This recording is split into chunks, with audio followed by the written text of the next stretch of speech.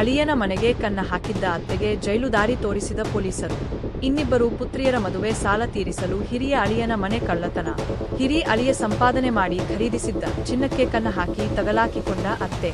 ಅಳಿಯ ಮಗಳು ಮನೆಯಲ್ಲಿ ಇಲ್ಲದಾಗ ಸಮಯ ಸಾಧಿಸಿರುವ ಖತರ್ನಾಕ್ ಅತ್ತೆ. ಅಳಿಯನ ಮನೆಯಲ್ಲಿದ್ದ 16.57 ಲಕ್ಷ ಮೌಲ್ಯದ 110 ಚಿನ್ನದ ಆಭರಣ ಎಗರಿಸಿದ್ದ ಅತ್ತೆ. ಬೆಳಗಾವಿಯ ಪಿರನವಾಡಿ ನಿವಾಸಿ ಉಜ್ವಲ ಕಮ್ಮಾರ್ ಶಿವ ಅಪ್ಪಯ್ಯನವರ ಬಂಧನ.